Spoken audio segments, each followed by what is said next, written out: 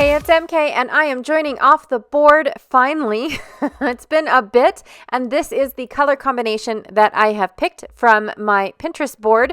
That is a color combination color board. I'm also playing along with Scraptember, and today is a double page. So I have these awesome photos of a bonfire that we were doing up in Washington, and basically it was to take out the combustibles, right? Like cardboard boxes and things like that. And then we had a chair to throw on top, which I thought made a pretty cool picture.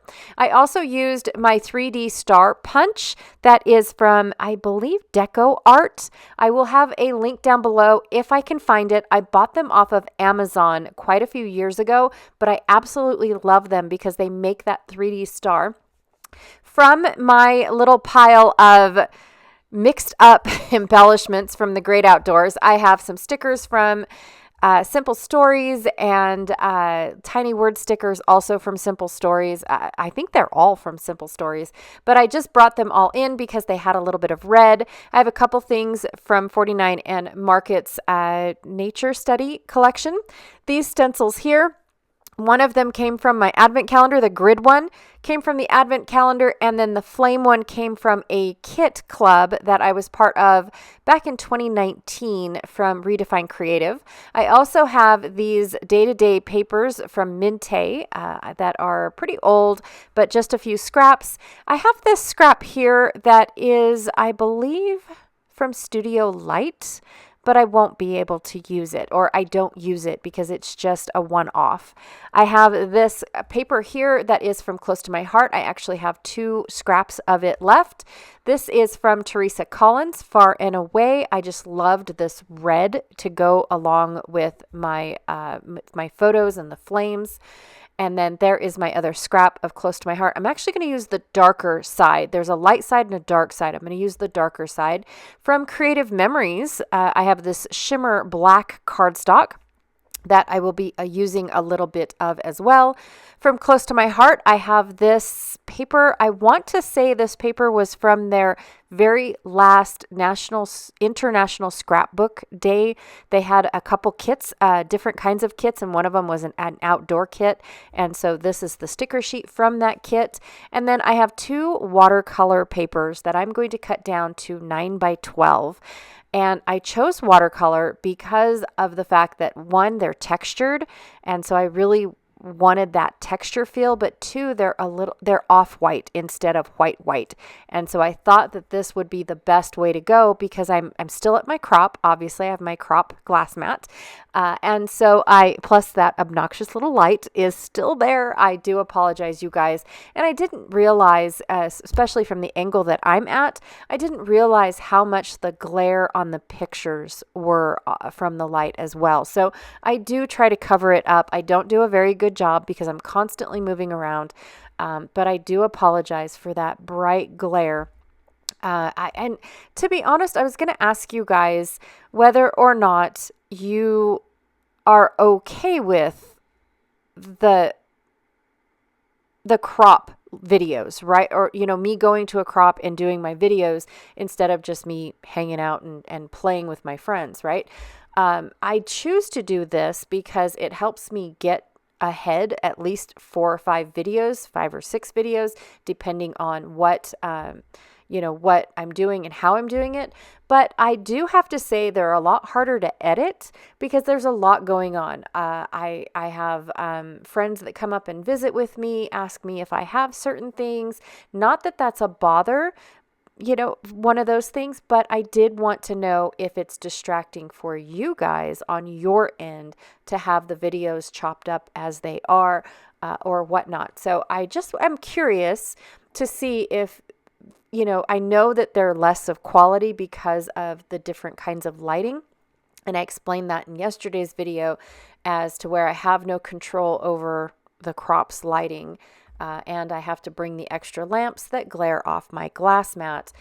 Plus, to me, the glass mat is very distracting because it's got a lot going on. I'm looking more at the glass mat than I am anything else. But I was just curious what you guys thought of these crop videos because I do know that they are of lesser quality if I was in my studio. So just kind of curious what you guys think. But here I am just taking my gelatos and rubbing them on my blender brush. This is one of my favorite things. I told you guys in yesterday's video, one of my favorite things to do with these, the gelatos, but they're also really good to take on crops. If you guys don't want to take all of your inks, you can take just a little basket of gelatos and they take up way less space, and you still can use your blending tools and get the exact same thing as if you were to. You can still add water and get the packaging technique. You can do a lot of things with gelatos that you can do with inks that for travel purposes make it a lot easier to bring along, just to let you guys know. Because I said that yesterday as well, because I was really enjoying having my gelatos and I didn't bring every single one of my inks. I do wish that there was more browns, because you guys know me. I like my neutrals. And so I do wish that there was a lot more of those. The set that I have only had one brown, and then Janet introduced me to another set while I was at the retreat. So yes, of course, now I've got another set coming. I will share that with you guys once they come in. But yes, we always do a little show and tell at retreat, and somebody always ends up buying something right there on the spot because you got to have it, right? All right, so I'm going to go ahead and take my my edge distressing ruler and distress the edge on my black paper. Now for my white paper, I just went ahead and tore it because, for one, Teresa Collins paper is uber thick. I think it's thicker than 49 in Market. It was super thick paper. I loved her styles and designs. Sad to see that she wasn't making paper anymore. But I am happy for the direction that she is going to support people, and mental health awareness is fabulous these days, and to hear all the support that people are doing for that is amazing. So anywho, I just ripped the Teresa Collins paper by hand because I wasn't sure what type of design I was going to get with my ruler. And then I decided to rip the Creative Memories black cardstock with my ruler, knowing that it was the right consistency for my ruler and the desired effect that I was looking for. Plus, I love the highs and the lows in the different rips. I love seeing the paper dip into, behind one paper and peeking back out in another spot and all that. I don't need to see all the edges of my paper when I have ripped edges. I absolutely love that. And so here I took this day by day piece, and I'm going to use one side. I just ripped it right in half, and I'm going to use one side on the left of my little strip, and I'm going to use another one on the right. And as you can see, I move it to where it goes in and out, or behind and in front of the paper as well. I love this little desk vacuum, Janet. I cannot thank you enough for gifting me this for my birthday. He's the most adorable little thing ever. I love him. So here, like I said, I just tucked it in to where I see just a little bit. I don't need to see the whole thing. I just want it peeking out behind my layers of ripping.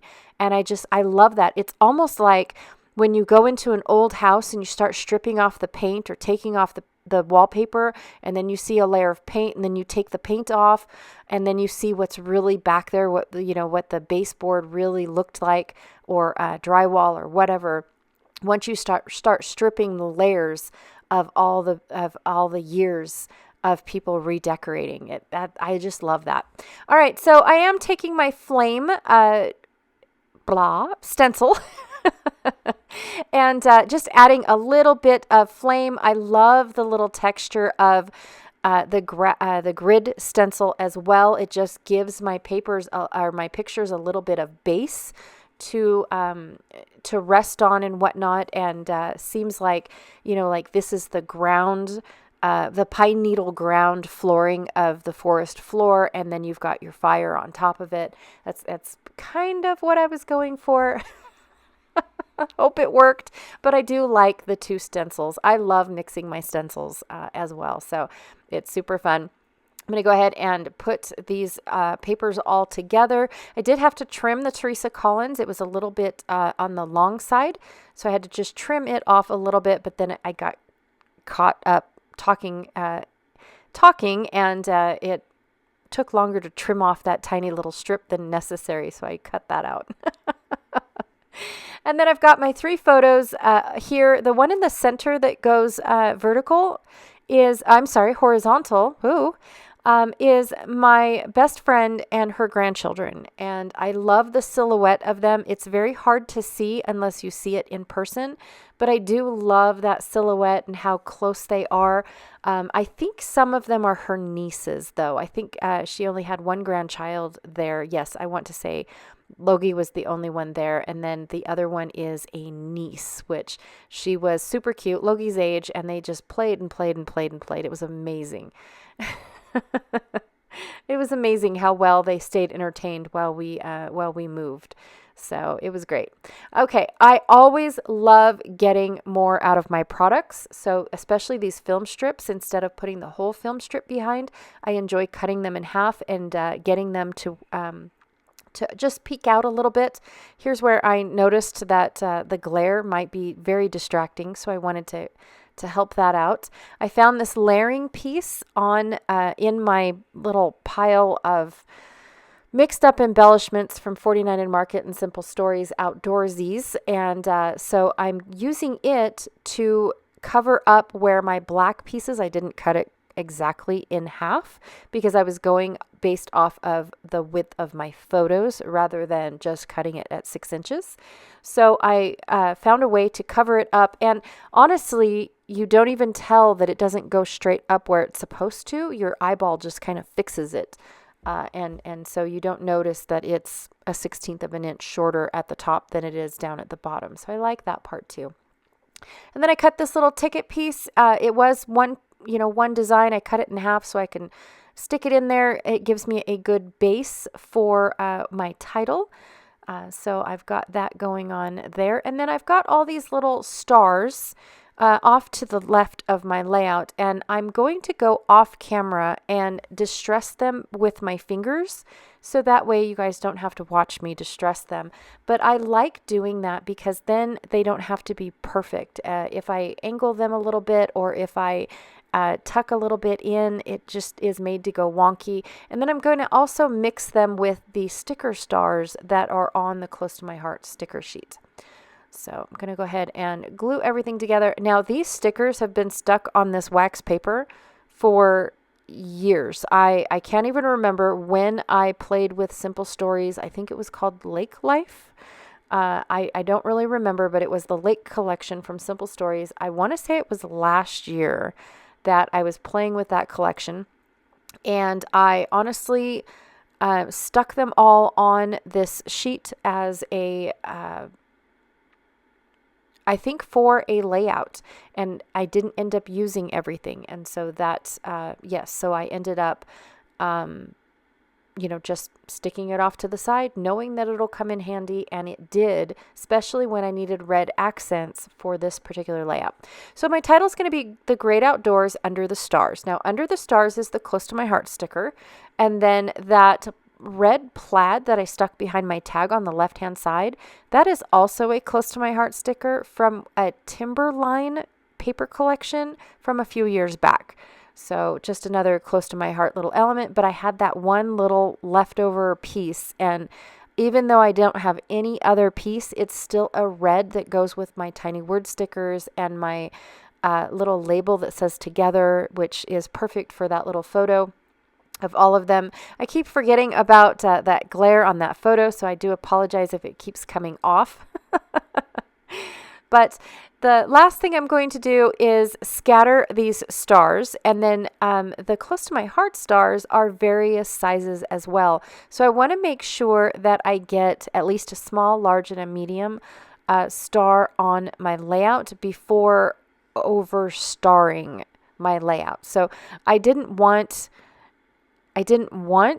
to like scatter the stars and overabundance of stars, but in the end, I do end up having stars left over because I just was trying to keep it simple. I didn't want them to overpower the layout, basically. So I'm going to put 3 up where it says picturesque, and then I can put a little date above that, and then I'm going to put 3 more over on the side with the tag, and then I'm going to put 3 or 5 next to the title. I can't remember. And then, of course, a couple over by the word together, just to bring him up to that little tab that I have up on that top photo that you really don't see unless your eye is guided up to it, which the stars do that. Because for this particular layout, it doesn't read like a book, at least not for me. And if it did, it would just go straight across onto the center photo, and your eye would never make it up to that top picture, because it would just read straight across from the 2 pictures on the left over to the 2 pictures, the 2 lower pictures on the right. And so with the stars going up to that little tab, then it will lead your eye up to that photo, and you'll actually pay attention to it a lot more than if I didn't put the stars up in that direction. So just a little design thing that I think of, but sometimes I don't think of it at all. But it does make, it does put it in perspective on why I do some of the things that I do. Even though I don't talk about them quite much. So, like I said, this is a bonfire that we started. What was really cool about this is the fact that it was raining the whole time. So it did take a hot minute for the fire to actually start, because they didn't want to use too much accelerant on the fire in order to get the fire to start, because they didn't want it to get too big, because we've got trees all around us. So we need to make sure that, fire safety and all that good stuff. So they used a little bit and got it going, and then it fizzled out. And then once the cardboard underneath started on fire, then it was a pretty good one, and lasted for quite some time. It was awesome, and they were explaining to me that it was because of the fact that it was wet, and so you get a wet wood, and once the inside starts on fire, the dry side, then it burns slower and hotter, because it's nice and wet, and it's taking its time to burn out, and you get those good embers and stuff. And in our fires that are hot and dry, you got a lot of popping and cracking.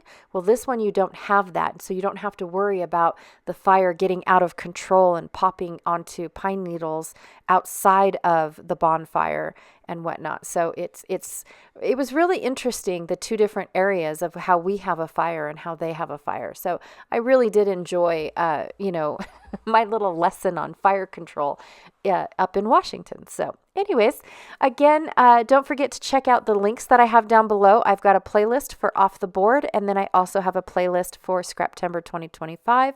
I have a Facebook link for a Facebook group link for September 2025 as well, in case you want to go back, or Scraptember, I'm sorry, not September, Scraptember, and then in case you wanted to go and see the previous year's Scraptembers and the prompts and whatnot. They're just really good prompts to get you to add something new or different to your layouts. All right, you guys, again, thank you so much for hanging out with me today. I really, truly appreciate it, and I will check you guys all later. Bye.